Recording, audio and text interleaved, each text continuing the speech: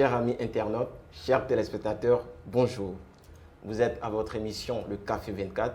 Je vous souhaite la bienvenue. Et aujourd'hui, nous allons parler d'un thème qui est très important dans notre société. Il s'agit des agresseurs à moto. Nous allons échanger sur ce thème pendant une période de 20 à 30 minutes. Et la personne qui va nous aider aujourd'hui à développer, c'est-à-dire ce thème-là, c'est M. Manga Soumoro. Il est fonctionnaire d'État. Au passage, M. Soumoro, bonjour. Bonjour, M. Diomandé. Le Café 24 est très heureux de vous accueillir aujourd'hui sur son plateau. Plaisir partagé. On espère que c'est le cas pour vous. Oui, franchement. Très bien. Et donc, chers internautes, je tiens à vous rappeler qu'aujourd'hui, notre sujet, c'est les agresseurs à moto. Et donc, M. Manga est habilité aujourd'hui à échanger avec nous. Et comme j'étais disant plus tôt, on va vous garder pendant 30 minutes maximum. Donc, monsieur, aujourd'hui, pour vous, la définition du mot agresseur. Bon, le mot agresseur, je vais le situer dans le contexte de notre débat. D'accord, il n'y a pas de puisqu'on problème. parle d'agresseur à moto. Donc, agresser à moto, c'est une violence urbaine perpétrée par des individus à moto. Donc, comprenez ça comme ça. C'est-à-dire que des gens qui sont en moto, qui exercent une violence urbaine sur d'autres personnes. Est-ce que nous pouvons avoir aujourd'hui un synonyme du mot agresseur? Le synonyme du mot agresseur, c'est attaquer violemment, voilà, faire mal, blesser des gens pour rien, des gens qui ne t'ont rien fait pour les attaquer violemment. Et aujourd'hui, le mot agresseur, ça vient de quel verbe? Ah, c'est le mot agresser. D'accord. Le verbe agresser, voilà. Et comment réagir aujourd'hui face à une attaque d'agression? Bon, une attaque d'agression, il faut en même temps, quand quelqu'un t'agresse, il faut être raisonnable. Hein. Tu fais le rapport des forces. La meilleure manière de se défendre, c'est de fuir. Hein. Voilà, là, il faut retenir cette expression. La meilleure manière de se défendre, c'est de fuir. Tu penses que les gens viennent t'attaquer avec une arme blanche ou bien des armes à feu. Si tu peux fuir, tu vas partir. Mais au cas où, c'est-à-dire aujourd'hui, une personne n'arrive pas à fuir, mais lorsqu'elle est agressée, elle est plus calme et tout. Est-ce que ce n'est pas aussi un facteur qui peut l'aider à pouvoir éviter aussi un danger, c'est-à-dire être calme, avoir la présence d'esprit, un sang-froid? Ce n'est pas aussi, c'est-à-dire une possibilité? Bon, en même temps, quand ces gens-là, ils viennent, ils ne voient pas d'état d'âme, ils viennent pour un objectif bien précis, ils ont quelque chose à prendre qui les intéresse chez toi, ils veulent prendre pour partie. Est-ce que vous comprenez? Oui, je vois. Voilà, ce n'est pas comme si vous êtes en face de quelqu'un qui veut un débat, qui veut négocier quelque chose. Non, non, non, c'est différent. L'agresseur, il vient, il a vu quelque chose chez toi qui l'intéresse, il veut prendre et puis partir. Donc, si tu peux l'éviter, il faut l'éviter. Mais d'accord. Une personne aujourd'hui, c'est-à-dire lambda qui agresse, c'est-à-dire une personne X, oui. Et que X est plus fort, est-ce qu'il a la possibilité de se défendre comme il peut? Ah ben oui, moi quand tu viens m'agresser, quand je pense que je peux te truc, je te terrasse, ça c'est clair. Et dans le cas où l'agresseur est lui-même agressé, c'est-à-dire violemment, il prend un choc ou bien il a un coup ou bien il est mort, est-ce que celui qui a été, c'est-à-dire l'agresseur qui est mort, oui. La personne qui a été attaquée, a une sanction ou pas? Bon, là, c'est à la justice de bien voir ça. Moi, je pense qu'il y a la légitime défense. Hein. D'accord. Voilà, je ne me connais pas bien dans cette mine de la justice, mais je sais que quand quelqu'un t'agresse, il faut te défendre dans un premier temps. Mais si tu penses que comme c'est ce qu'il y a dit, le rapport de force, quand ils viennent à deux, qu'ils ont armé et que toi, tu n'as rien, si tu peux partir, tu fuis. D'accord. Voilà. Donc, chers amis internautes, aujourd'hui, quand vous êtes agressé, que vous pouvez vous défendre, vous avez la possibilité de vous défendre. Et donc, monsieur, est-ce qu'aujourd'hui, c'est-à-dire quelle est la sentence que la loi réserve pour les personnes qui agressent les autres? Oui, moi, je pense que la loi est claire dessus. Hein. Il ne faut pas être magistrat pour savoir que quand tu agresses quelqu'un et qu'on arrive à mettre la main sur toi, forcément, tu vas en prison. Ça, c'est la moindre. Moi, je pense que la loi est claire dessus. Il ne faut pas être juge, comme je l'ai dit, ou bien procureur pour savoir que quand tu agresses quelqu'un et qu'on te prend, tu vas en prison. D'accord, voilà. D'accord, il n'y a pas de problème. Et il existe combien de formes d'agression? Il y a plusieurs formes d'agression. Hein. Même l'agression peut être verbale. D'accord. L'agression peut être avec des armes blanches, comme de toute façon on les voit souvent. Donc il y a plusieurs formes d'agression. On ne peut pas avoir, c'est-à-dire un homme aujourd'hui pour nos internautes qui nous suivent. Non, mais comme je dis, l'agression même peut être verbale. D'accord, une agression verbale. Une agression verbale. Une agression physique. Une agression physique. Oui, moi je pense que c'est...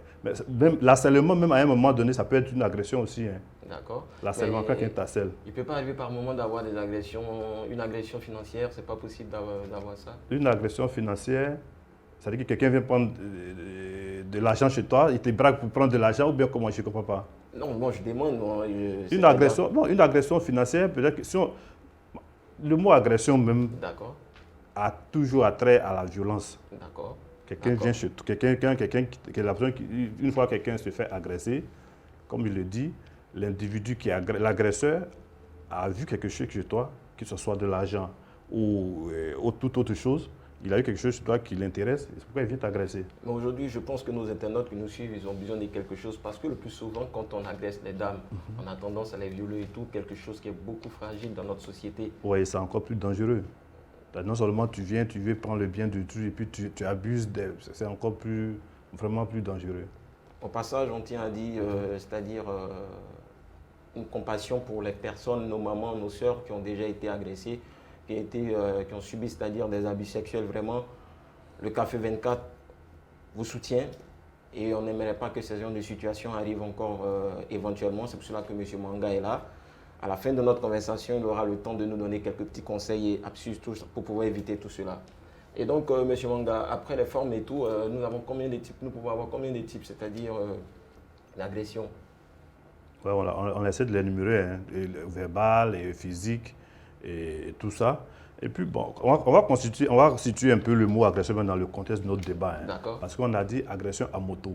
Oui. Aujourd'hui, les agressions à moto, c'est venu à partir de la crise de 2002 qu'on a connue en Côte d'Ivoire. Sinon, avant 2002, c'était les gens c'était presque une honte, un signe de pauvreté de rouler à moto et tout ça. Mais avec la crise et tout, je ne dirais pas que c'est la crise, et comme ça, avec la crise, il y a eu l'avènement des motos-taxis et tout ça, quand ça commençait à boiter. C'est vrai, ça arrangeait la population qui était en difficulté parce que voilà, ça leur permettait de se déplacer d'un point A à un point B à moindre coût. Mais d'autres personnes, d'autres individus mal intentionnés ont profité de ce week-end-là pour, comment on appelle ça, agresser des gens. Voilà. Maintenant, ce que j'aimerais ajouter, est-ce qu'aujourd'hui, une agression peut avoir, c'est-à-dire un impact sur la personne qui est agressée? Oui, bien sûr. Bien sûr. Et quelles sont les conséquences que nous pouvons avoir? Bien sûr, c'est-à-dire que quand tu es agressé, c'est un impact que vous gardez pour toujours. Hein. Voilà, parce qu'après, imagine quelqu'un vient te braquer. Il vient à moto, tu pars, tu as ta moto, bien tu es en train de partir, eux ils viennent à moto, et puis toi tu n'as rien vu d'arme à feu et puis lui il vient te braquer ça là. Psychologiquement, si tu n'es pas suivi, tu deviens un tas de la société. Donc ça peut marquer la personne toute sa vie? Toute sa vie. Ça peut marquer la personne toute sa vie. C'est pourquoi on décrit, et l'objectif d'ailleurs même de cette émission c'est ça, hein, c'est pour dire que l'agression à moto existe et trouver des solutions, comme peut-être en conclusion quand on va en parler. Voilà, trouver des solutions pour l'éradiquer, pour ne pas qu'ils s'enracinent comme des événements qu'on a vu un peu avec les enfants, comment on appelle ça, en conflit à la loi. Donc l'agression à moto, il faut dire que ça existe et donner des solutions pour ne pas que ça s'enracine comme... D'accord, donc tout à l'heure, je pense qu'on c'est-à-dire des solutions que vous allez apporter à nos différents internautes et tout. Mais aujourd'hui, c'est-à-dire, on peut avoir un contraire d'agresseur avec vous. Le contraire d'agresseur, c'est... Mais si tu n'agresses pas, je sympathise avec toi, je peux réconcilier avec toi. On peut dire, on défend. Voilà, on se défend. Donc un défenseur. Voilà, un défenseur. D'accord, il n'y a pas de problème. Et donc aujourd'hui, quelle est la solution que vous pouvez apporter? Parce que c'est le but de votre présence. Voilà, moi je pense que... Quelle solution que vous pouvez apporter à nos différents internautes? Non, en même temps, la solution que je peux dire concrètement, c'est la sensibilisation d'abord déjà. D'accord. Parce que ceux qui agressent, ils sont souvent soit à deux sur les motos et puis c'est quand ils te voient seuls, dans des endroits un peu où sinon ils ne peuvent pas venir dans un endroit public et agresser des gens, sinon ils vont se faire lyncher. Donc, il faut doubler de prudence quand tu sors. N'expose pas tes téléphones, n'expose pas tes biens et pour ne pas attirer, comment on appelle ça, ces agresseurs-là sur toi, sur soi. C'est pourquoi je dis qu'il faut sensibiliser d'abord la population. Et après la sensibilisation, les autorités doivent prendre des sanctions très lourdes contre ces agresseurs. D'accord, je vous coupe pas la parole. Ouais. Mais quand vous parlez de sensibiliser la population, est-ce que vous n'êtes pas le mieux placé déjà pour commencer cette sensibilisation? Oui. Ça veut dire commencer un peu. C'est ce que j'ai dit. Voilà, j'ai dit à toute la population ivoirienne que quand on sort aujourd'hui, bon, on le voit souvent, nos jeunes soeurs, nos petites soeurs, là, les téléphones sont là. C'est-à-dire que même quand tu passes, tout le monde voit sur leur téléphone et tout. Moi, je pense que vous avez des sacs à main. Prenez le temps de ranger ces téléphones là-dedans. Et ne vous isolez pas dans un endroit un peu, je dirais un peu lugubre, ou qui peut être susceptible pour motiver des individus venus vous attaquer pour prendre vos biens. D'accord. Voilà. Donc, si je comprends bien aujourd'hui, c'est-à-dire c'est d'éviter au maximum d'avoir soit des objets qui attirent le regard des gens lorsque vous vous trouvez par endroit seul, oui, pour éviter de se faire agresser. Se faire agresser. D'accord, donc les téléphones qui sont coûteux, les téléphones bijoux de voilà, valeur. bien sûr, il y a des téléphones aujourd'hui qui coûtent presque le million. Qui payent des terrains. Voilà, qui payent des terrains à Abidjan, au village. Hein? Voilà, on les voit ça. Mais quand tu as ce genre de téléphone, heureusement aujourd'hui que les téléphones sont traçables. Sinon avant, quand ce n'était pas comme ça, quand le gars, ces individus mal intentionnés font ce genre de choses, automatiquement d'autres idées leur passent par la tête.